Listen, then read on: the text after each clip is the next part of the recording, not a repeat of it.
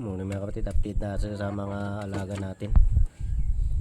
Ito na yung nampisa ng 7. Kaso lahat ng 7 sabay-sabay ay sunod-sunod na matay. Talaga iba talaga pagkuhan. May lahing labuyo yung mga sisiw. Hirap mabuhay.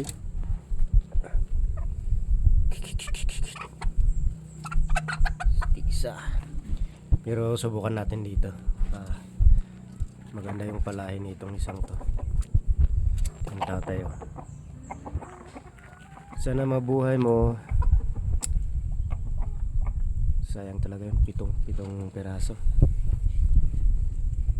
Di man lang binigyan kahit dalawa o isa. Pero okay lang yan, kasama sa breeding yan, nag-breed. Yun lang mga kapatid, salamat.